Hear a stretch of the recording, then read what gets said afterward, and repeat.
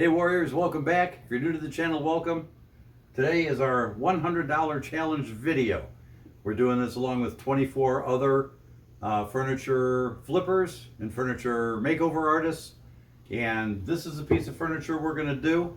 So we'll tell you all about that in just a minute. Welcome to our channel. I'm Jim, and this is my wife Cindy. We find old, outdated, used, and sometimes abused furniture like this and turn it into this. Join us on our journey of furniture makeovers.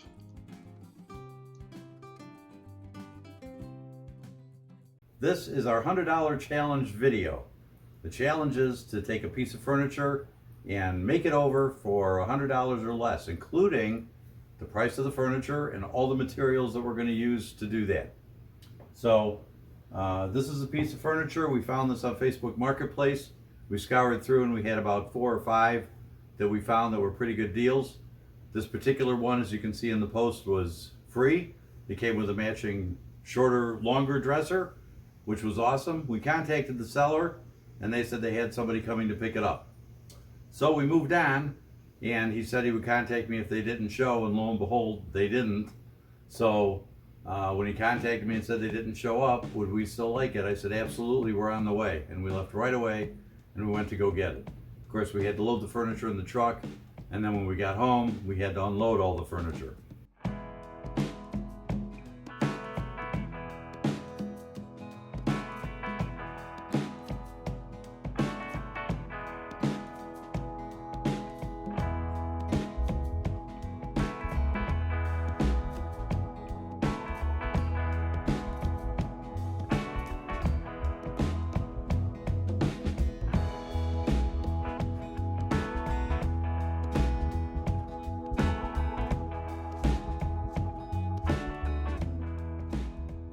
So now that we have it all unloaded, we're ready to get started.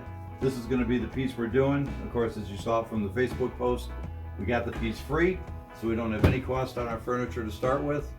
And the first thing we're going to do is we're going to start taking off the hardware so we can get the piece cleaned up, and then we'll go from there. Almost forgot to grab my little tub. I always put the hardware in a little container.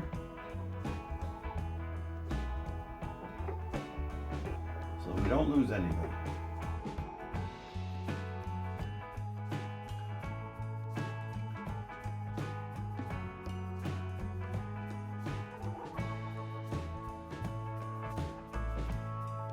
Okay, so cleaning the piece off, you want to make sure that you use a degreaser. You could use crud cutter, there's all kinds of stuff out there. On this one, we're just going to use Dawn dish soap. It's a good degreaser, works well on furniture. If it's good enough for the baby ducks, I guess it's good enough for us. So we got a bucket of clean water. We're just going to add a little Dawn in there. Oops.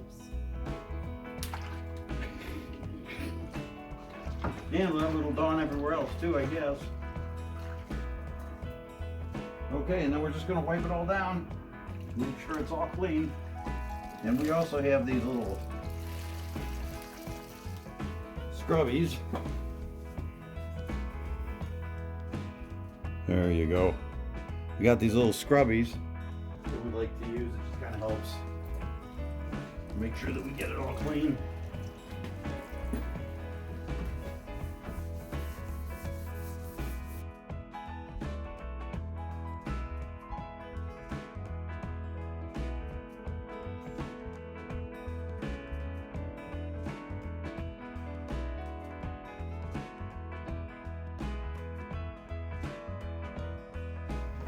Okay, so when you're cleaning, we did the outside of the cabinet. Want to make sure you get all the edges of the drawers. And of course, we want to pull the drawers out. Want to make sure the inside of the drawers are clean. And you also want to clean out inside the cabinet. Just want everything inside to look as good as possible.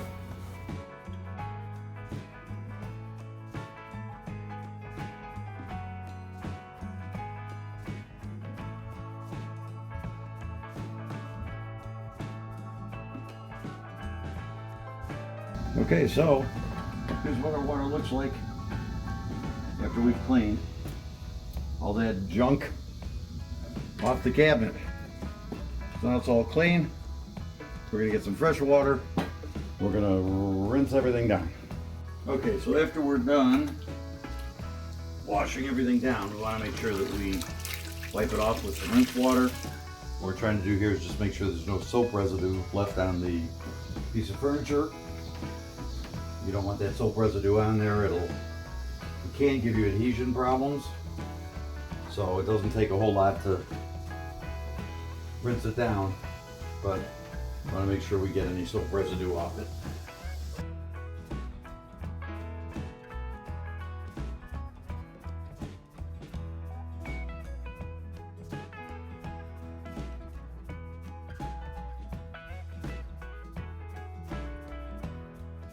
Okay, so before we scuff sand, we want to go around and make sure that we got all our little nicks and scratches filled. Whatever may not come out with scuff sanding. We're using plastic wood by DAP.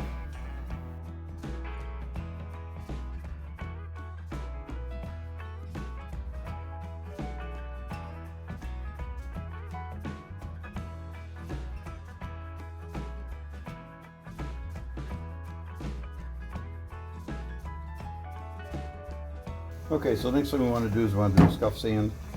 We're going to use a 120.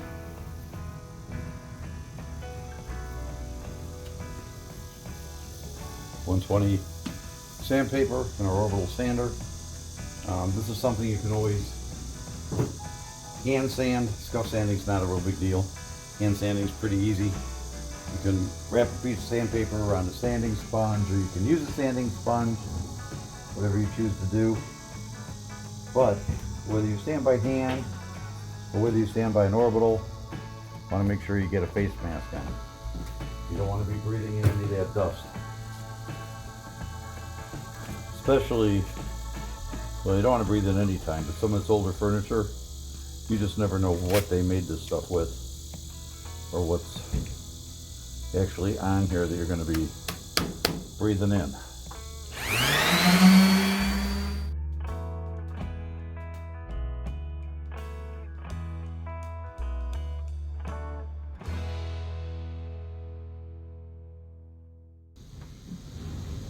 Okay, so one of the things you might see me doing as I keep going like this, what I'm doing is it can feel smooth. I usually, although I don't have a lot of fingernails, I'll drag my fingernails across it. If there's bumps in there, your fingernails will grab those bumps and you'll feel it. So a lot of times, if the finish looks like this and I'm worried about that maybe it's still peeling or not adhered well enough, I'll drag my fingernail across it just to see, and that's smooth. I'm not grabbing anything, so we got that all smoothed out. Just a little tip for making sure, because if your fingernail grabs in there, you're probably going to see it through the paint.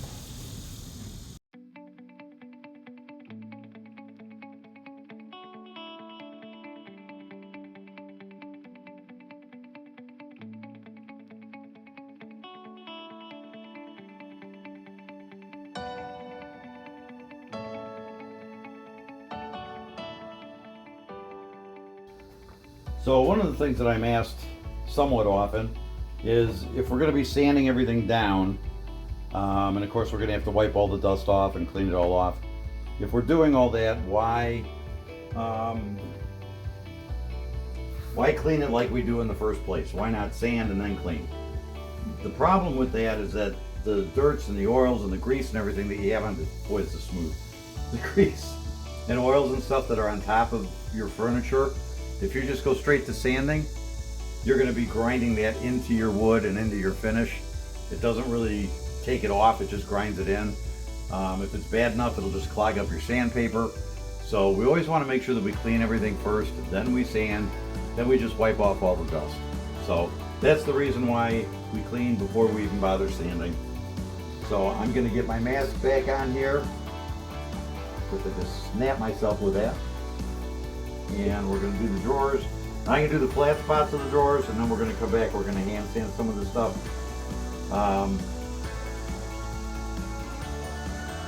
If you have something like a surf prep sander, those will go around these curves.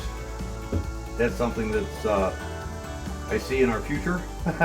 I'd really like to get one of those, and one of these days soon, I hope we will. But with an orbital sander, if you try to do curved surfaces like this, it's very likely you're just going to flatten them out. You're going to flatten your curves. So we want to do this all by hand, since what we have is an orbital. Okay, let's get this all scuff sanded.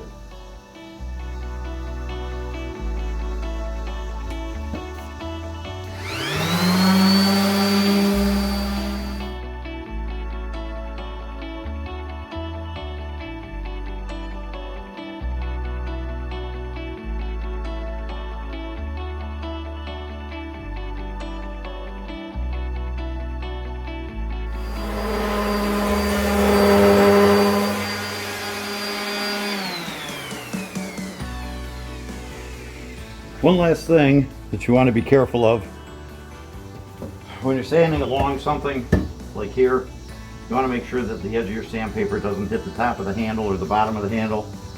If the edge of that sandpaper hits, it will cut grooves in it really fast on the edge like that. So go ahead and stay, you know, a good 1/4 inch or 1/2 inch away, and then when you come back down with your hand sand, you can get that. So the hand sand, I'm going to take the same sandpaper, I'm just going to put it over my sanding sponge. We're just going to get inside the corners on this.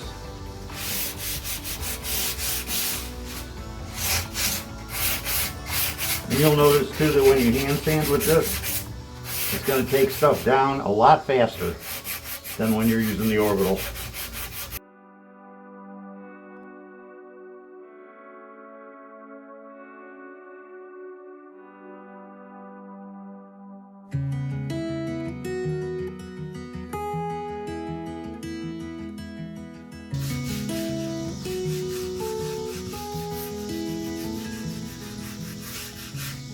And here I'm just kind of using my finger to mold the paper into the shape of this little curve. Because even with the sanding block, we can get things messed up if we're not careful and start flattening things out. So there we go. Okay, so the last step in our prep is just to make sure we get all the dust off it. I'm just using a slightly damp cloth here. Just making sure we have all the dust from sanding off it. Prep is probably my least favorite. Probably the least favorite for the steps for a lot of people. But it's necessary to getting your paint to stick well, to have good adhesion, and to make your pieces last for many years to come. You don't want the paint to start peeling. Many times I feel like I spend more time on prep than I do on actually priming and painting. But it's well worth it when you're done with the piece to see how well it comes out and to know that your paint is there to stay, that it's not going to be coming off or peeling. So much dust on these. Get some of it off this way first, especially with these little grooves that are in here. I want to make sure that I get all the dust out of these grooves.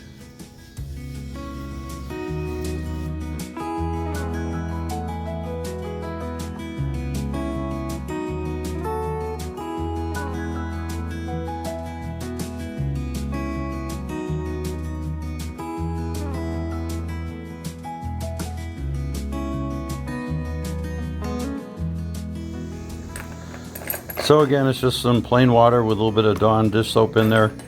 We're just gonna brush off the hardware. Cindy's gonna brush it all down and clean it all up so that we can spray it.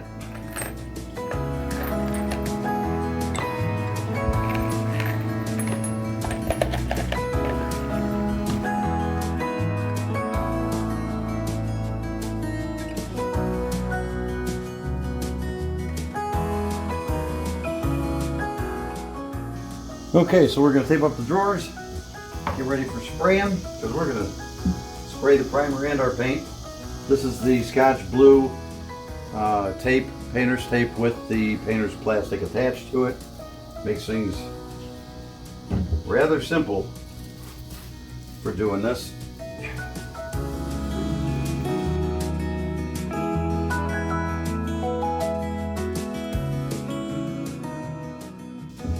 Now, the one thing you're going to notice, if I can show this to you, is right here, we're not all the way up to the top, but because we're going to be spraying at an angle, we're not going to get under here anyway. I'm just worried about getting it on the sides of the drawer. So we'll be fine. And the reason it's not all the way up to the top is because around here we want to get to this edge. So, and then this plastic just pulls down.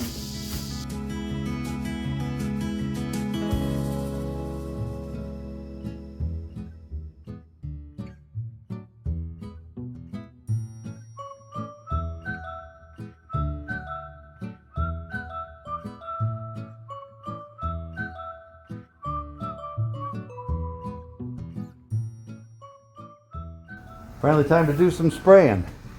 This is a Critter sprayer. I'll put a link down below. It's just a easy way to do the primer. We buy the bin shellac based primer, and we buy it by the gallon, and this is an easy way to do it. It's inexpensive sprayer, easy to clean. It only has the jar, the lid, a tube, and this little piece. So it's easy enough to clean out. I use my home light. You'll see me do that with the paint and the top coat. For the primer, we use this. It'll eventually get messed up enough that we'll have to replace it, but it does the job. So here we go.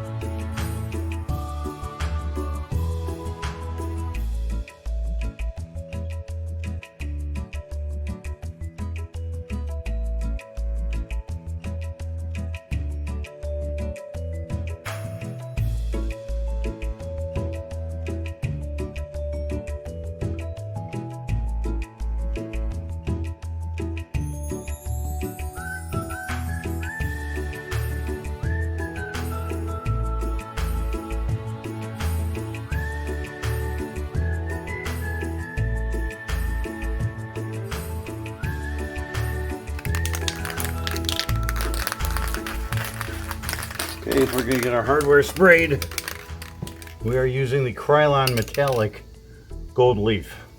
This stuff is awesome.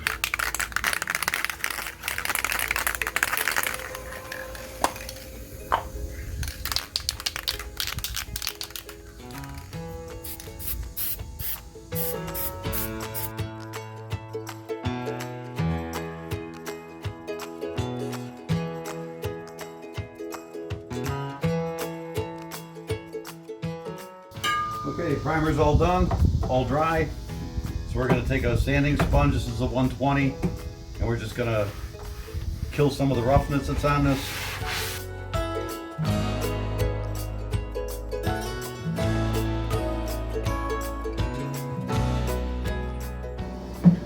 So this is where you're going to see a lot of the little flaws that you may have missed before. So we're going to use a little bit of the Dixie Belle mud.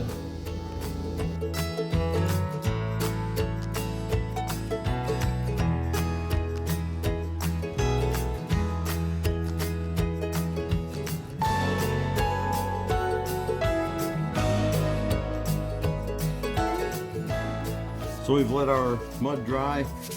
We're going to go ahead and just sand these down so they're smooth.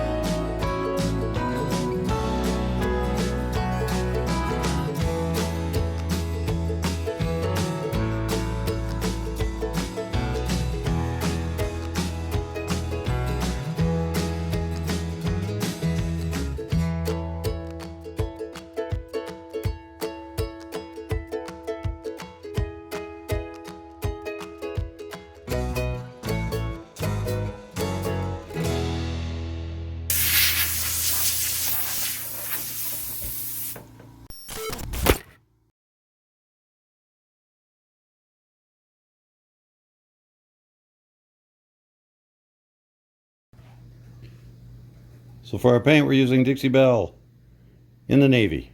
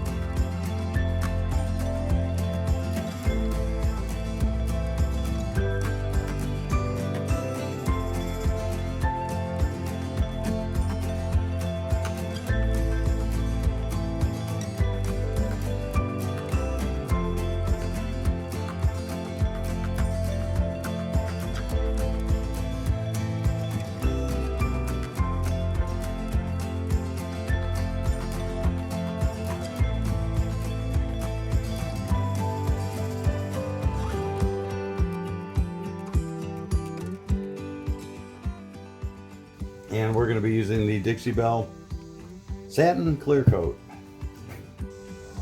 Okay, now something else we're going to do here. Now this was almost full, so we'll see how much we use. We're down to about halfway right now.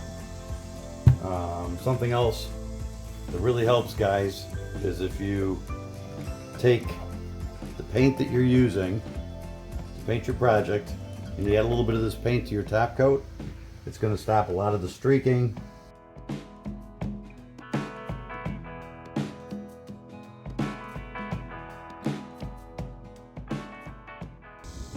Okay, and again, when you're spraying, make sure you've got your mask on. And here we go.